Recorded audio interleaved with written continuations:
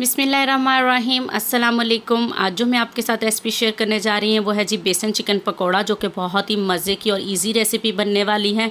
अगर आपने मेरे चैनल को सब्सक्राइब नहीं किया है तो जल्दी से मेरे चैनल को सब्सक्राइब करें, बेल आइकन को प्रेस करें ताकि हर सिंपल सी रेसिपी आपको मिल सके जी।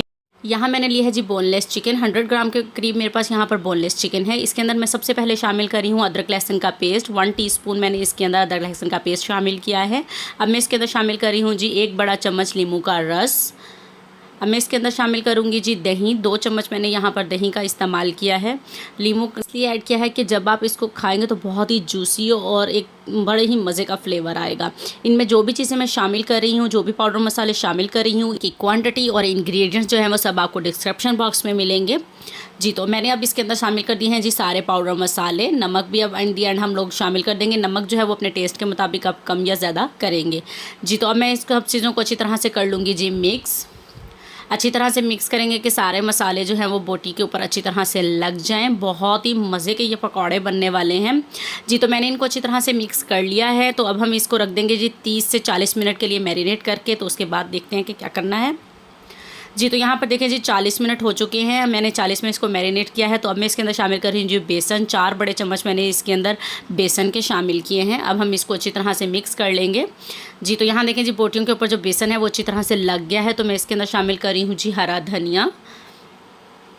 हरा धनिया शामिल करने के बाद इसके अंदर हम थोड़ा थोड़ा पानी शामिल करके एक थिक साइज़ का बैटर बनाएंगे कि सारी बोटी के ऊपर बेसन जो है वो अच्छी तरह से लग जाए जी। तो यहाँ देखें जी, मैं अब आपको दिखाती हूँ। ये देखें, इतना ही पानी आपने डालना है, ज़्यादा इसको रनी नहीं बनाना है कि बेसन जो है वो बोटी के ऊपर रहना चाहिए।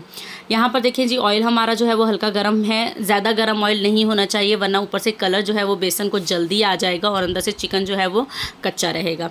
लो टू मीडियम फ्लेम पर आप इसको फ्राई करेंगे, ज़्यादा हाई फ्लेम पर आपने इसको फ्राई नहीं करना है।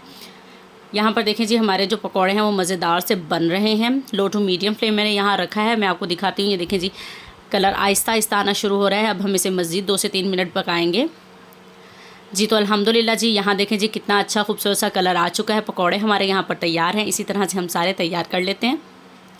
अल्हम्दुलिल्लाह जी ये है जी फाइनल लुक। हमारे बेसन चिकन पकोड़ा जो है वो यहाँ पर बनकर तैयार हैं। देखा कितनी सिंपल और मज़े की रेसिपी आप लोगों के साथ मैंने शेयर की है। इफ्तार में आप इस रेसिपी को बनाएं और इन्जॉय करें अपने इफ्तार को।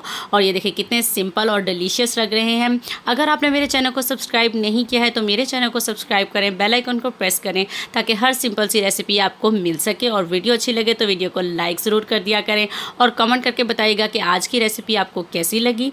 इंजॉय कीजिए केचप के साथ या अपनी मर्ज़ी की कोई भी सॉस के साथ। मिलते हैं नेक्स्ट रेसिपी के साथ। अल्लाह हाफिज़।